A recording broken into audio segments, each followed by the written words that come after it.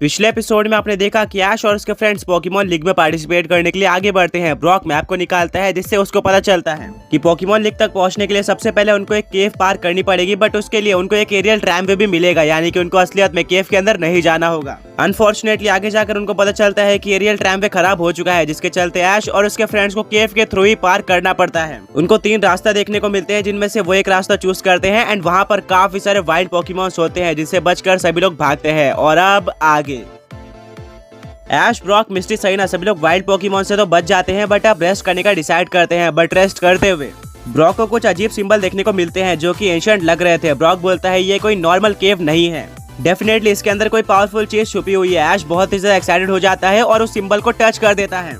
Brock बोलता है ऐश नहीं, हमें किसी भी चीज को इस तरह से टच नहीं करना चाहिए, बट अब काफी ज्यादा लेट हो चुका था। जमीन हिलना स्टार्ट हो जाती है और कुछ ही टाइम बाद टूट जाती है, जिससे ऐश और उसके फ्रेंड्स एक हिडन चैम्बर में गिर जाते हैं। ऐश, पिकाचू, ब्रॉक और सहीना एक दूसरे को देखते हैं और कंफ्यूज हो जाते हैं कि हम अचानक से कहां पर आ गए। तभी उनको किसी के रोने की आवाज सुनाई देती है, वह ऐश को बुला रही थी। ऐश उस तरफ देखता है और देखने को मिलता है कि मिस्टी बिल्कुल चेम्बर के एज पर है और नीचे गिरने वाली है। सही टाइम पर ऐश मिस्टी का हाथ पकड़ लेता है और मिस्टी को सेव कर लेता है। ये काफी ज्यादा इमोशनल मोमेंट था। मिस्टी ऐश को थैंक यू बोलती है। ऐश बोलता है मैंने अभी तक बहुत सारे पोकेमॉन लीग में पार्टिसिपेट किया है और लगभग हर एक पोकेमॉन लीग में विक्ट्री रोड होता है, बट मैंने आज तक ऐसा कोई विक्ट्री रोड नहीं देखा था। इसमें तो काफी सारे ट्विस्ट और टर्न्स हैं। ब्रॉक रिप्लाई करता है कि अभी तो सिर्फ शुरुआत है। ऐश और उसके फ्रेंड चेम्बर में आगे बढ़ते हैं और वो लोग एक एंडिंग में आ जाते हैं। आगे कोई भी रास्ता नहीं था। मिस्टी बोलते हैं कि हम आगे कैसे जाए। ब्रॉक बोलता है ध्यान से देखो। सभी लोग कंफ्यूज हो जाते हैं। मिस्टी बोलते हैं कि ब्रॉक तुम्हारा क्या मतलब है। ब्रॉक बोलता है कि सामने 3 स्टोन के बने हुए डोर्स हैं। तीनों डोर्स पे अलग अलग तरह के सिंबल बने हुए थे। ब्रॉक उन तीनों सिंबल को अच्छे तरीके से देखता है। सबसे पहले डोर पे फायर सिंबल बना हुआ था, सेकंड डोर पे वाटर सिंबल बना हुआ था, वहीं पर थर्ड डोर पर लाइटनिंग सिंबल बना हुआ था। सहीना बोलती है कि ये किस तरह की जगह है और हमें इस सिंबल से क्या करना है, बट ब्रॉक कुछ सोच रहा होता है। वो रिप्लाई करता है कि अब हम यहाँ से वापस भी नहीं जा सकते और ये कोई पजल की तरह लग रहा है। शायद हमें इन तीनों ही एलिमेंट्स और सिंबल्स को एक्टिवेट करना होगा आगे बढ़ने के लिए। सहीना बोलती है बट वो कैसे। ब्रॉक बोलता है कि इन डोर्स पर 3 अलग अलग टाइपिंग बनी हुई है और शायद हमें उन 3 टाइपिंग के पोकेमॉन्स को इन डोर्स के ऊपर अटैक करवाना है। ऐश समझ जाता है और वो अपने पिकाचू को लाइटनिंग सिंबल पे थंडर बोल्ट अटैक यूज करने बोलता है। मिस्टी अपने साइडर को बाहर निकालती है जो कि वाटर सिंबल वाले डोर के ऊपर वाटर गन अटैक का यूज करता है। वहीं पर सरीना अपने डेलफॉक्स को बाहर निकालती है जो कि फायर टाइप सिंबल के ऊपर फ्लेम थ्रोअर का यूज करती है। ये स्ट्रेटेजी सही भी साबित होती है क्योंकि इससे तीनों ही डोर्स कुछ हद तक खुल जाते हैं, बट अभी भी वो पूरी तरह से ओपन नहीं हुए थे। उनके अंदर से फॉग निकलना स्टार्ट हो जाती है और इस फॉग में उनको एक ग्लो करती हुई आंखें दिखाई देती हैं, जिसको देखकर ऐश और उसके फ्रेंड्स पूरी तरह से डर जाते हैं। ब्रॉक बोलता है कि शायद ये पोकेमॉन इन डोर्स को प्रोटेक्ट कर रहा है और ऐश शायद हमें इनको डिफीट करना होगा। ऐश बिना किसी टाइम वेस्ट के बोलता है कि ओमनागॉन जाओ। ओमनागॉन अपनी पूरी कोशिश करता है। वो अलग अलग तरह के अटैक जैसे कि आयरन हेड और आयरन टेल का यूज करता है, बट सरप्राइजिंगली कोई भी अटैक उस घोस्ट टाइप पोकेमॉन के ऊपर काम नहीं आ रहे थे। सारे अटैक आर पार हो जा रहे थे, जिससे ऐश पूरी तरह से पैनिक हो जाता है। वो बोलता है कि अगर ऐसे ही चलता रहा तो हम इस घोस्ट टाइप पोकेमॉन को कैसे डिफीट करेंगे।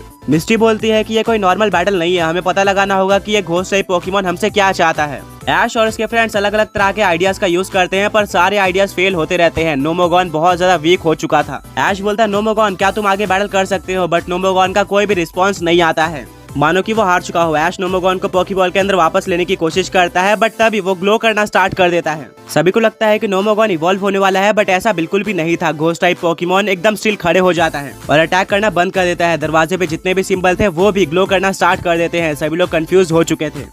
आगे बढ़ने से पहले पिछले पोके क्विज के विनर्स ये रहे और आज का क्वेश्चन ये है कि ऐश का वो कौन सा पोकेमॉन है जो कि ऐश को एग से नहीं मिला था, बट आगे जाकर उसके बैक स्टोरी में हमें उसका एग देखने को मिलता है। सारी मिस्ट क्लियर होना स्टार्ट हो जाती है। सहीना बोलती है कि नोमोगॉन ने किसी तरह से कनेक्ट कर लिया है। ऐश बोलता है नोमोगॉन बहुत बढ़िया, अभी अपने फुल पावर का यूज करके आयरन टेल अटैक का यूज करो। नोमोगॉन बिल्कुल ऐसी करता है, बट इस बार भी यह अटैक घोस्ट टाइप पोकेमॉन के आर पार हो जाता है। ये आयरन टेल डायरेक्टली दरवाजे पर जाकर लगता है और वहाँ पर जो मार्किंग्स थी वो और भी ज्यादा ग्लो करना स्टार्ट कर देती हैं। मूवमेंट बहुत ही ज्यादा इंटेंस हो चुका था। एक काफी तेज लाइट फ्लैश होती है और वो घोस्ट टाइप पोकेमॉन वहाँ से गायब हो जाता है। ऐश, ब्रॉक, मिस्टी और सहीना सभी लोग बेहोश हो जाते हैं। कुछ टाइम बाद सभी लोगों की आंख खुलती है एंड देखने को मिलता है कि सारी मिस्ट गायब हो चुकी थी एंड वो सारे दरवाजे धीरे धीरे करके पूरी तरह से ओपन हो जाते हैं। ऐश एक्साइटेड होकर बोलता है कि हमने ये कर दिखाया। ऐश और उसके फ्रेंड्स भागते हुए उस डोर को क्रॉस कर लेते हैं, जिसके बाद उनको पता चलता है कि अब वो केव की और भी ज्यादा अंदर आ चुके थे। सारे दरवाजे वापस से बंद हो जाते हैं। ब्रॉक बोलता है कि इसमें कोई घबराने वाली बात नहीं है, हम शायद आगे बढ़ रहे हैं और कुछ ही टाइम में हम इस केव से बाहर आ जाएंगे। बट इस बार जिस जगह पर वो लोग आ चुके थे वो पिछले वाले चैम्बर से कहीं ज्यादा बड़ी थी, उसकी सीलिंग भी बहुत ज्यादा ऊपर थी। तभी सरीना को जमीन पर कुछ गिरा हुआ दिखता है, वो उसको उठाती है और बोलती है कि ऐश ये देखो। ब्रॉक उस चीज को एनालाइज करता है और बोलता है कि ये किसी एंशिएंट पोकेमॉन का दांत है जो कि बहुत टाइम पहले से यहाँ पर पड़ा हुआ है। तुम्हें पता है इसका मतलब क्या हो सकता है? यहाँ पर काफी सारे बड़े और डेंजरस पोकेमॉन हो सकते हैं जिनसे हमारा सामना होने वाला है। सरीना डर जाती है। मिस्टी बोलती है कि हम काफी टाइम से इस केव के अंदर ट्रैवल कर रहे हैं, मुझे जल्दी से यहाँ से बाहर निकलना है। बट ब्रॉक एक अच्छी चीज ढूंढ लेता है, यहाँ पर पहले से भी ज्यादा ग्रास थी, यानी कि एग्जिट बहुत ही ज्यादा पास है। वो घास गीली भी हो सकती है, जिससे ब्रॉक को पता चलता है कि अगर हम इसी रास्ते से आगे बढ़े तो हम पानी के पास पहुंच सकते हैं। एंड पानी इस केव से बाहर निकलने का काफी ज्यादा बड़ा हिंट होने वाला है, बट हाँ वो डेंजरस भी हो सकता है। तभी सरीना सीलिंग की तरफ पॉइंट आउट करती है और वहाँ से पानी नीचे गिर रहा था। ब्रॉक बोलता है ये तो इंटरेस्टिंग है, इसका मतलब ये है कि यहाँ पर एक अंडरग्राउंड वाटर सिस्टम हो सकता है जिसका यूज करके हम केव से बाहर जा सकते हैं।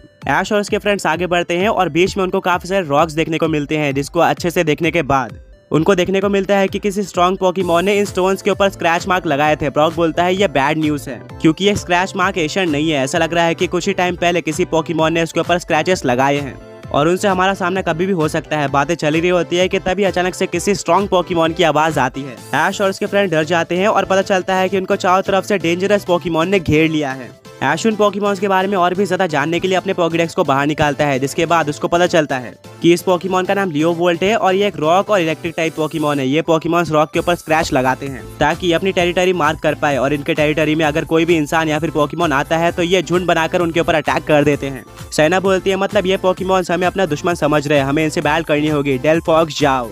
ऐश अपने ड्रैकोनोस को भेजता है, ब्रॉक अपने सिलिक्स को बाहर निकालता है, वहीं पर मिस्टी अपने गैराडोस को भेजती है। चारों ही पोकेमॉन्स मिलकर उन सारे पोकेमॉन का सामना करते हैं। सारे ही पोकेमॉन बहुत ज्यादा स्ट्रॉन्ग लग रहे थे, जो कि ऐश और उसके फ्रेंड्स के इतने स्ट्रॉन्ग पोकेमॉन को भी टक्कर देते हैं। सैना की डेलफॉक्स शुरू में ही हार जाती है, गैराडोस भी ज्यादा देर तक सर्वाइव नहीं कर पाता और लास्ट में सिर्फ और सिर्फ स्टीलिक्स और ड्रैकोनोस बचते हैं। जाते जाते स्टीलिक्स 3-4 लियोवोल्ट पोकेमॉन को डिफीट कर देता है और अब सिर्फ और सिर्फ ऐश का ड्रैकोनोस बचा हुआ था, जो कि अकेले सारे लियोवोल्ट पोकेमॉन का सामना करता है। बट वो स्ट्रगल कर रहा था क्योंकि चारों तरफ से उसके ऊपर रॉक और इलेक्ट्रिक टाइप अटैक्स पड़ रहे थे। सपोर्ट करने के लिए ब्रॉक अपने क्रोगंग का यूज करता है। क्रोगंग आधे पोकेमॉन्स का सामना करता है, वहीं पर ड्रैकोनोस आधे पोकेमॉन का सामना करता है और दोनों मिलकर फाइनली सारे लियोवोल्ट पोकेमॉन्स को डिफीट कर देते हैं। ऐश और उसके फ्रेंड्स के पास काफी ज्यादा अच्छा मौका था, चारों ही अपने अपने पोकेबॉल को बाहर निकालते हैं।